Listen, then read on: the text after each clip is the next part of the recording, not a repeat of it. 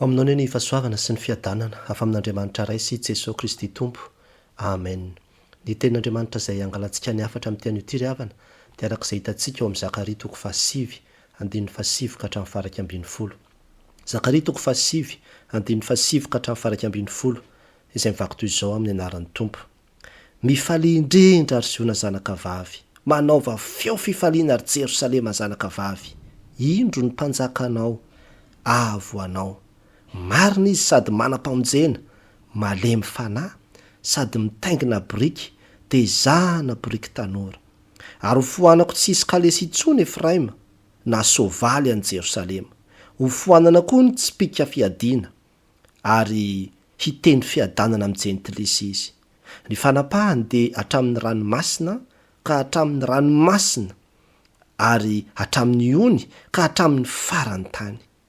Ny aminao koa no ny ranony fanekena taminao, no efa namoako ny mpifatotra ao avy tao an-davaka tsy misy rano. Amen.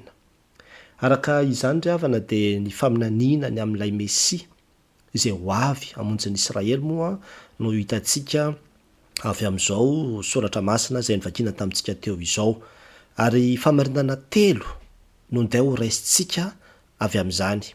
Ny famarinana voalohany izay hitantsika dia izao hoe mpanjaka malemy fanahy, marina sady manam-pamonjena no tonga ao anao ry Ziona, koa mifalia hoy Zakaria. Mpanjaka malemy fanahy, marina sady manam-pamonjena no tonga ao anao ry Ziona, koa mifalia hoy Zakaria. Hitantsika izany amin'ny andininy fahasivy. Raha viantsika vakiana toy izy manao hoe mifalia indrindra ry Ziona zanaka vavy, manaova feo fifaliana ry Jerosalema zanaka vavy. Indro ny mpanjakanao, avo anao. Marina izy sady manam-pamonjena, malemy fanahy sady mitaingina biriky, tezana biriky tanora. Eto ravana dia hitantsika fa i Zakaria moa no maminany. Zany Zakaria izany dia tokotoko ny tany amin'ny 25 taona talohan'i Jesosy Kristy izy no naminany. Ary fotoana kely talohan'ny naminan'iny, izany hoe ny 750 talohan'i Jesosy Kristy no niverina avy any am-pahababoana ny Israely avy tany Babilôna.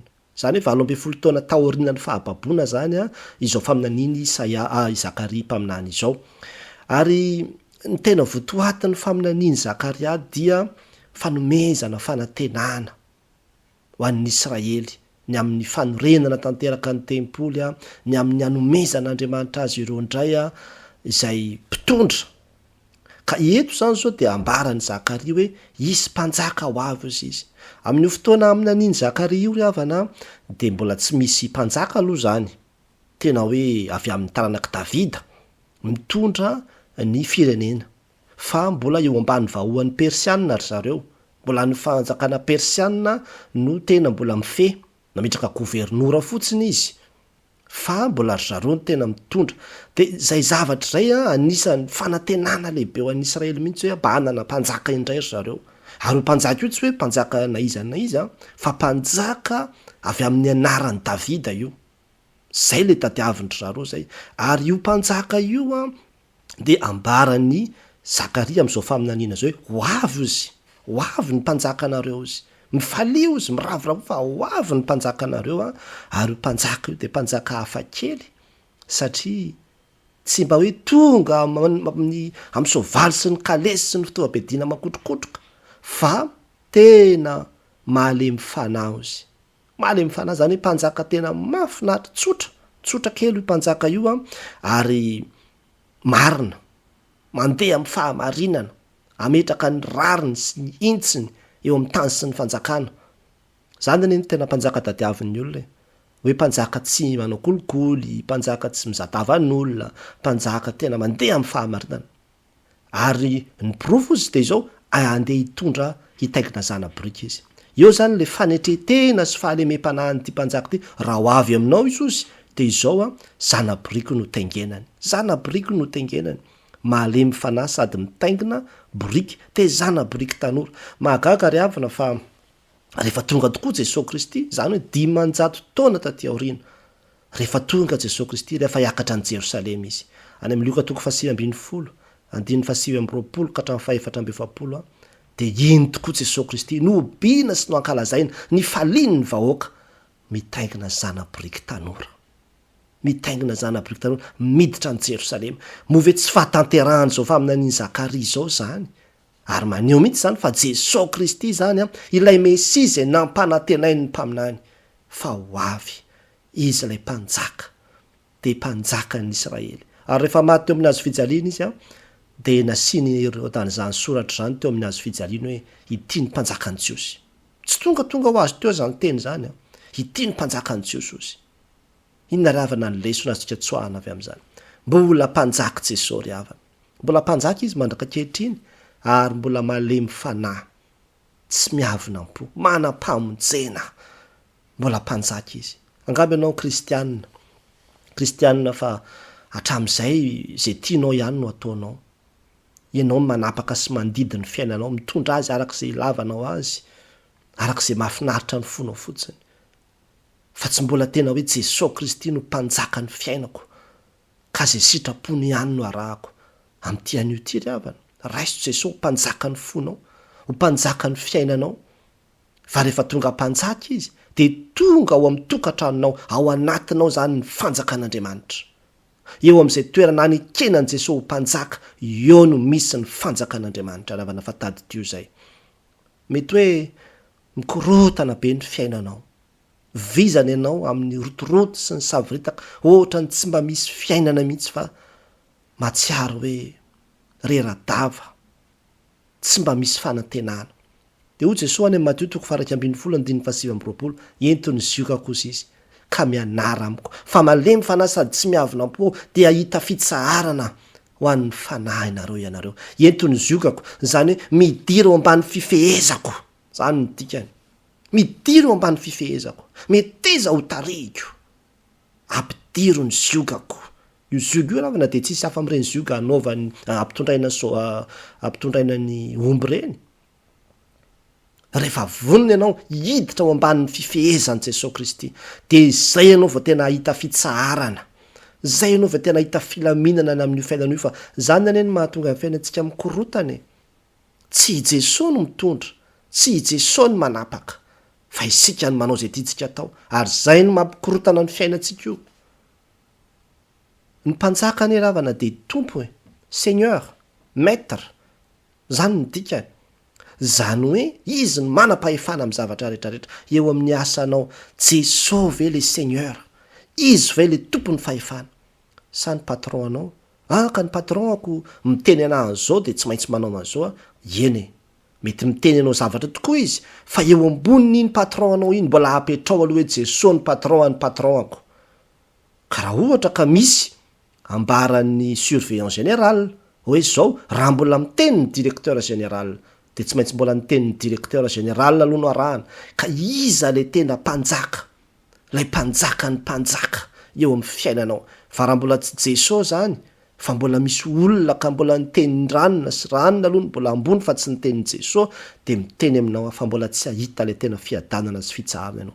Marina ny ravana io mpanjaka io marina Jesosy, ary ny teny zay itenenany antsika dia tsy mba misy zavatra hoe zavatra mifanohatra amin'ny lalàna zany, fa entiny amin'ny fahamarinana, entiny amin'ny fahamarinana isika. Ary io ravana dia tokony ho tsarotsika mpitoro filazany tsara mandrakariva hoe manitatra ny fanjakan'i Jesosy any tsika io tsy mampitombo ny empire personnel atsika, tsy ny lazanao, fa ny ahatonga ny olona hanaraka an' Jesosy, hanaiky azy ho mpanjaka ny fiainany. Izany anie ny tanjontsika ary zany no ikelezantsika sy matimatesantsika, ny andehanantsika hitoro filazantsara, ahatonga ny olona hanaiky ny Jesosy ho mpanjaka ny fiainany, ahatonga azy hampandroso an' Jesosy ka hanana an' Jesosy mpanjaka. Ary rehefa manaiky an' Jesosy mpanjaka izy, mazava ho azy fa tonga vahoaka ny fanjakan'Andriamanitra izy, tonga vahoaka ny fanjakan'Andriamanitra izy. Mitady mpanjaka ny olona, mitady pitarika mba hoe tsara fanahy, pitarika hoe marina, pitarika manam-pamonjena. Jesosy ry havana, Jesosy zany pitarika tadiaviny zao tontolo zao zany. Izy lay mpanjaka ny mpanjaka. Raha mbola tsy izy no eken'ny firenena ho mpanjaka, ho pitarika, ho mpitondra, de miteny amintsika fa mbola hanompo sampy eny ny firenena hanompo ny satana rehefa jesosy ny tompona de satana ary zava-dozy zany ka mampieritreritra atsika jesosy ny mpanjaka ozy nirantsika hoe jesosy mpanjaka malaza no tompo mpanjaka anay mahery sy tsara indrindra ka izy no aronay mendrika ankalazaina no ny heriny eran-tany sy lanitra koa ny soa mandazany ry havana jesosy ny mpanjaka ny fanontaniana mipetraka aminao de izao tena efa manjaka amin'ny fiainanao tokoa ve jesosy mitaonanao ary havana amin'tiany io ty raiso izy ho mpanjaka ny fiainanao raiso izy ho tompo sy mpanjaka eo amin'ny fiainanao hoe jesosy ianao no maso mandidy amin'ny fiainako manomboka androany ianao ny mpanjakako ato anatin'ny foko ato tsy izay tiany ny foko fa izay tianao tsy izay sitraky ny saiko fa izay sitrakao manomboka androany fa rehefa izay no mipetraka mazava ho azy fa izy zany ny mpanjaka ny fiainanao ary zany ny mpanjaka iza moa zany hoe mpanjaka tseketeny zany tsisy dikany ane zany mpanjaka tseketeny zany mpanjaka tsisy atahorany olona tsisy dikany ane zany fa jesosy kosa raha tianao isy dikany amin'ny fiainanao izy ekeo ny teniny ekeo zay lazainy ary io angatao ny fanahy masina hanome antsika ny hery aizantsika mitondra tena hoe ho amban'ny fanjakany sy ny fahefan'i Jesosy Kristy ilay mpanjaka malaza ny fanomarinana faharoa izay hitantsika tokoa nefa de izao hoe iteny fiadanana amin'ny jentilisa ary anapaka trany amin'ny farany tany ny Mesia hoy Zakaria hiteny fiadanana amin'ny jentilisa ary anapaka trany amin'ny farany tany ny Mesia hoy Zakaria hitantsika zany amin'ny 10 raha verina vakina tozy manao hoe ary hofoanako tsisy kalesy itsony Efraima na sovaly any Jerosalema hofoanana koa ny tsipika fiadina ary teny fiadanana amin'ny jentilisa izy ny fanapahany dia hatrany amin'ny ranomasina ka hatramin'ny ranomasina ary hatramin'ny ony ka hatramin'ny farany tany etsika ravana de mahita zavatra mahagaga ao anatin'ity faminaniana izay ambaran'ny Zakaria ny amin'ilay Mesia ho avy ity io Mesia ozy izy amin'ny fahatongavany de izao hofoanana ny tsisy kalesy tsony Efraima io ane zavatra mbola Israely ihany ane nambara amin'izany Efraima zany de le hoe hofoanana tsy misy kalesy hoe sorona zany no fitaovam-piadiana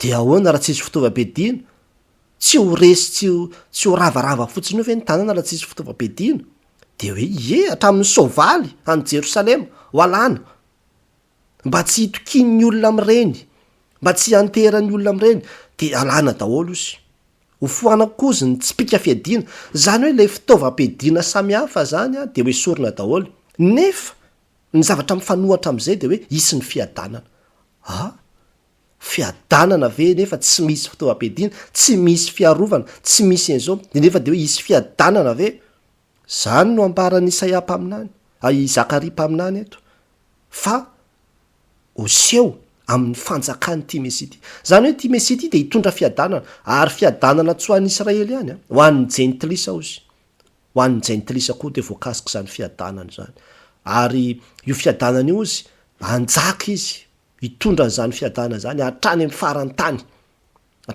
tany zany hoe manerana n'izao tontolo zao no hitondrany an'io fiadanana io ary fiadanana tsy misy fitaovam-piadiana raha mijery ianao ny Isaia 5:5 zaza no teraka ao antsika ao zaza lahy no omena antsika ny fanapahana de eo antsorany ny anarany atao hoe mahagaga mpanolotsaina Andriamanitra mahery rainy mandrakizay andria ny fiadanana zany le Jesosy Kristy andria ny fiadanana manana fiadanana izy zay fiadanana afakely araka ny ambarany any amin'ny Jaona 7:17 ny fiadanako izy no avelako anareo ny fiadanako no omeko anareo tsy tahaka ny fanomeny zao tontolo zao ny fanomezako anareo ny an'izao tontolo zao mantsy ny fiadanana de fiadanana entina amin'ny alalan'ny ady sabatra rehefa tena manana fitaovam-piadiana sy fiarovana be de zay vao hoe miadana voatsela koa zao na eno mpitondra fanjakana ambony Amerikana nylaza hoe hitondra fiadanana any Moyen-Orient tsika ozy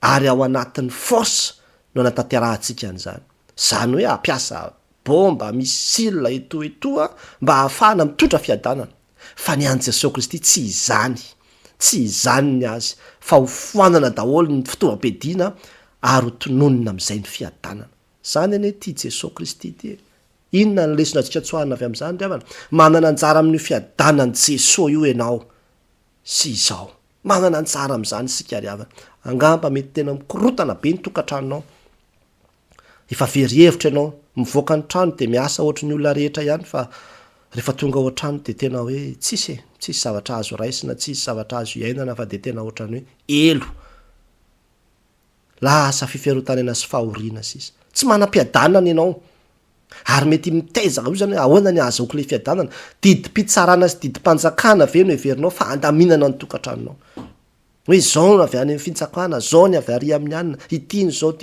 fitaovam-piadiny zao tontolo zao ane zany dravany Jesosy afaka miditra ao anatin'ny tokantranonareo andidy sy anapaka ary hitondra ny fiadanana ao anatin'ny tokantranonao tadio tsara tamin'ny nanapaka gato raha efa vita mariazy moa zany de nanontaniana le hoe iza no andidy sy anapaka ny tokantranonao tsara ne ny fanontaniana iny tena tsara ne ny fanontaniana iny tadidio indry havana Jesosy Kristy no andidy sy anapaka ny tokantranonay raha tena izay tokoa de tokony misy fiadananao zany ary tsy sandry tsy tabataba tsy gidradra no hitondrana izany fiadanana zany fa izy no hitondra zany fiadanana zany tsy taka ny fanomeny zao tontolo zao izy fa fiadanana po maharitra mandrakizay angamba ianao mety olona malahelo lava araka le tonikira mpanakato hoe angamba maloka ny andronao tsy mety mibalika ozy tsy mety mahita masoandro mihiratra mihitsy ianao sovaly sy kalesy ve ary zanatspika zany hoe zavatra zao tontolo zao ve no heverinao fa hitondra fiadanana ny vola sy ny arena sy ny toy izany ve no katsahanao fatratra mba hazahoanao le fiadanana miteny aminao fa tsy mitondra fiadanana zany maro be ny olona manan-karena sy manan-katao fa rendrindra zany tena miaina ao anatin'ny depression sy ny karazana fararitsaina samihafa Jesosy no raiso hiditra ao anatin'ny fiainanao de ho hitanao le fiadanana haritra mandrakizay any anatin'ny fonao any izy fitsarana io le havana le fiadanana tsapany olona voavela eloka le fiadanana tsapany olona mieritreritra hoe andeo any an-danitra voavonjy mihavana amin'Andriamanitra ho hitanao zany rehefa tena raisinao Jesosy ianao hoe ahoana pastera ny ataterahako an'izany fa tsy haiko ane zany manaovy anaty vavaka fotsiny Jesosy mila ny fiadananao mandro soa atao amin'ny fiainako ianao midira atao anatiko ianao ny mpanjakako ianao ny tompoko eto atao anatiko ny fiadananao de ho hitanao fa hoentiny zany fa rehefa miditra kosa izy de alak'le famarinana voalohany teo hoe ekeo izy ho mpanjaka fa tsy hoe ampidirinao izy nefa zay tianao atao ihany no ataonao de aiza moa ny fiadanana ho hita amin'izany hitonona fiadanana tokoa izy ary hitondra fiadanana fa eo amin'izay toerana manaiky azy ho mpanjaka averiko ihany zay eo amin'izay toerana manaiky azy ho mpanjaka matahotra mafy ny olona amin'izao fotoana izao ny ainy ary tena manakarama garde du corps mividy fitaovam-piadina atao daholo zao zavatra rehetrarehetra zao mba hiarovana ny tena indray mandeha ry havana tena nampalelo tsy mbola kely tam'izany de nahita olona anankiray tompona toerana lehibe toerana fisakafoanana lehibe anankiray rehefa ariva ny andro de nisy fety tao anatin'le toerana mpisakafoanana ngezabe io de nidina avy any le ramatoa amin'le eo amin'le totohatra de fa misy gara anina vy be mihitsy zany bara vy be eo amin'le totohatra eo iakarina makany ambony zany fa any zareo no mipetraka de eo izy mame consigne an'le gardesy sisa mangovotra be mihitsy le ramatoa matahotra be mihitsy izy satria manao misy fety zany atao ambany de matahotra be izy sao de hoe isy anao zavatra le olona de tena mangovotra tena mbola kely tam'izany de hitako mihitsy ny tahotra sy ny ororo ianao mieritreritra hoe sambatra le olona fa manana trano be izy ty olona mangovotra sy matahotra mafy ny ainy mihitsy tsy manam-piadanana tsy manana mpitsaharana tsy manam-pitoniana eto amin'izao fiainana izao raha tsy mbola Jesosy miditra sy manapaka amin'ny fiainanao tsy mahita le tena fitsaharana ianao araka ny ambarany Davida hoe Andriamanitra tafatoetra ny foko izy na inona samboaravoarana zao fiainana zao na inona sahotakotaka amin'izao fiainana zao na iza toerana misy ianao rehefa tena manjaka sy mitoetra ao anatin'ny samby fiaranao Jesosy Kristy tsy atahotra honirany ankizy tsy atahotra ny vola tsy tokony tsy foroana ry havana tsy ahavoavidy fiadanana mampalelo any amin'izao fotoana izao hoe lany koa ny vola hividanana fitaovam-piadina maro bomba nampiray mipoka fotsiny aravana de fa vola tsy takatra ny saina ny vidiny ny anankiray mipoka fotsiny ary miezaka ny olona amin'izao fotoana zao ny firenena manao fitaovam-piadiana mahery vaika, andaniana vola be zay tokony hafahana manasoa ny olona hifamonoana sy hifamitehana. Raha mba Jesosy moa no alaina, tsy mila vidiana vola akory, tsy mila fitaovam-piadiana akory, nefa afaka mitondra fiadanana izy. Jereo zao ny firenena Suisse ane zao tsy misy fitaovam-piadiana, manana fitaovam-piadiana izy fa izy na miaramila raha tsy hoe mitena misy miaramila. Miezaka foana izy zay tsy miditra amin'atina ady mihitsy. De manam-piadanana ary matanjaka zany firenena zany. Tsy ao anatin'ny fananana arma ngeza be na tanjaka be no ahafahana manana fiadanana. Fa rehefa Jesosy no manjaka, rehefa Jesosy no de mandeha tonga ny fiadanana. Fanontaniana mipetraka amiko sy aminao ary zany de izao hoe aiza no misy ny fiadananao? Ao am' Jesosy ve sa ao am'izao tontolo zao? Mitaonanao ary havana, raiso Jesosy de ho hitanao lay fiadanana aritra mandrakizay. Ary angatao ny fanahy masina, hoe fanahy masina tario aho ho am'izay tena fiadanana marina izay. Ny famarinana farany izay hitantsika tokoa nefa ny tezao hoe ny ranon'ny fanekena taminao no efa namoahana ny mpifatotra avy tao an-davaka ho Zakaria tam'Ziona. Ny ranon'ny fanekena taminao no efa namoahana ny mpifatotra avy tao an-davaka ho Zakaria mpaminany tam'Ziona. Hitantsika zany hoe andin'ny faraka ambin'ny folo. Raha verina vakina dozy manao hoe ny aminao koa no ny ranon'ny fanekena taminao no efa namoahako ny mpifatotra ao avy tao an-davaka tsy misy rano. Eto tsika ravana dia mahita fa mampatsiahy Zakaria hoe ny fanafahana de tena misy raha latsaka. Misy raha latsaka zany fanafahana zany ozy. Ny ranona latsaka taminao ozy izy no ny ranon'ny fanekena taminao. Mampatsiahy ro angambany izy ny zavatra nitranga atao Egypta. Lay ranon'ny fanekena, lay ranon'ny zanak'ondry natao tamin'ny tolanam-baravarana izay namonjena an'ireo Israelita reo, nanafahana azy tao anatin'izany gadra zany, namoahana ny mpifatotra ozy izy. Iny raha iny ny nafafy, ny pitsoniny de afaka ary zany. Ny alina n'iny ihany ary moa fa tsy ny pitsoniny akory. De efa nasiny farao hoe ndana am'izay nareo mandeha fa tsy mijanona eto intsony ianareo. Ny olona efa vonona, nampiasa le raha izy de teony eo ihany, ny antriny ihany de afaka tao Egypta. Ny efa 100 taona nery avan'izany fandendevozana tao Egypta zany.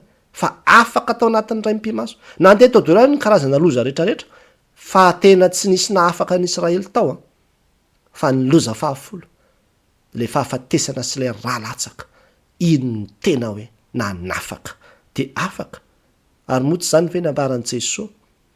Izy mihitsy anie nambarany amin'io e. Fa minaninany amin'ny Jesosy Kristy io zay andatsaka ny rany ho amin'ny fanekena vaovao, anafaka ny olona rehetrarehetra ao anatin'ny fahafatesana sy ny famatorana izay anaovan'ny Satana azy. Hoy zany amin'ny Marka 7:24. Ary hoy izy taminy, ity no rako amin'ny fanekena vaovao izay alatsaka hamonjy ny maro. Inona ravana ny lesona azontsika vetsoahana avy amin'izany? Misy hery ane ry havany. Ozon'irantsika hoe hery vaovao ao amin'io ranon'ny zanak'ondry io. Hery izay ampy hanadio anao. Angamby ianao vesara ny fahotana, vesara ny fanamelohan-tena samihafa, vokatry ny faharatsiana vitanao. Raiso ny rano Jesosy Kristy, lay raha latsaka teo ambony azy fijaliana ikeo hoe manana anjara amin'izany ianao, de ho hitanao fa ho voadio ianao, ho voasasy ianao, ho afaka ianao ao anatin'izany fahotana zany, fa tsy misy famelan-keloka ivelan'ny raha lalatsaka Jesosy Kristy, ary tsy mila intsony sorona hafa hanafahana ny olona, hanadiovana ny olona, fa ampy ny raha nalatsaka Jesosy teo ambony azy fijaliana hanafahana antsika. Ka raiso zany Jesosy, diovy amin'ny ranao sasao amin'ny ranao de ho hitanao fa ho dioviny mangatsakatsaka ianao, ho ataony fotsy tahaka ny ora-panala. Angamby ianao mety voageja ny fahotana sy ny fanahina sy ny fahazaran-dratsy maro eto amin'izao fiainana izao. Ary mety tena voageja n'ilay nambara teo hoe le depression. Zany indray ne hono zao no lasa zavatra vaovao amatoran'ny olona ny devoly. Tsy le mihetsiketsika be reny intsony fa depression indray zany zao ny fomba vaovao indray hamatoran'ny olona indray. De inona no azo atao amin'izany? Manana vaolana amin'izany ny soratra masina. Ny ranon'ny zanak'ondry, ny ranon Jesosy Kristy manadio sy manafaka antsika amin'izay karazana zavatra rehetrarehetra any anatin'ny saintsika, mampahoro ny fosiny saintsika any. Fa raiso mihitsy angatao hoe Jesosy ny ranao aoka hanadio aoka hanafaka aoka ala zay rehetra tsy araka ny sitraponao indrindrandrindra moa ny filana maro isan-karazana zay mamatotra atsika de angatao ny rany Jesosy Kristy ravana angatao ny rany Jesosy Kristy fa io lay raha fanadiovana io lay raha famonjena io lay raha izay nalatsaka mba ho anafana ny mpifatotra ozy izy ninninona karazam-pamatorana mahazo anao voafatotry ny zava-mahadomely ianao voafatotry ny fijangajangana sy ny filana samihafa ianao voafatotry ny loka ianao voafatotry iny ninninona famatorana mahazo anao tsy misy afa-tsy eo amin'ny azo fijaliany Jesosy Kristy manatony ao fa eo no milatsaka ny rany mandolia eo angatao hoe Jesosy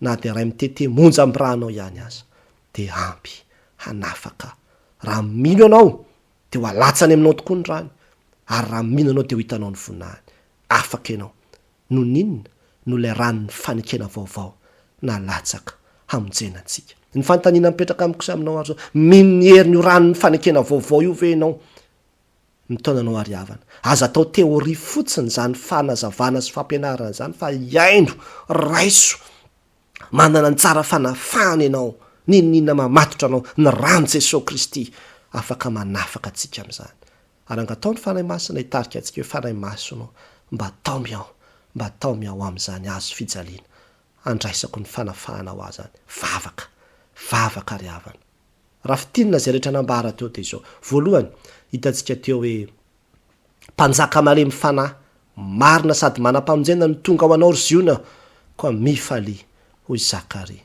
am'izao karem zao ry havana fotoana tsy arovantsika natongavany mpamonjy io lay mpanjaka malaza malemy fanahy io ary mitondra famonjena raiso izy ho mpanjaka ny fiainanao ny faharoa hitantsika teo koa hoe hiteny fiadanana amin'ny jentilisa ary anapaka hatrany amin'ny farany tany ny Mesia hoy Zakaria mitondra fiadanana Jesosy Kristy raha mila izany fiadanana zany ianao Jesosy ny fiadanana toroko anao raiso izy de ho hitanao le fiadanana aritra mandrakizay ary ny farany de hitantsika teo hoe ny ranony fanekena taminao no efa namoahana ny mpifatotra fitao an-davaka hoy Zakaria mpaminany tamin'ny Ziona io rano fanekena io ry havana efa misy ny ranony fanekena vaovao de le ranony zanak'ondry le rano Jesosy Kristy izay nalatsany teo amin'ny azo fijaliana raha raisinao zany de ho hitanao ny fanafahana anao ny fanadiovana anao ny fanamasinana anao ny famonjena anao fa miafinao ambadika zany ny mistera rehetra amin'ny maha kristianina antsika ho an'Andriamanitra rerany voninahitra amen.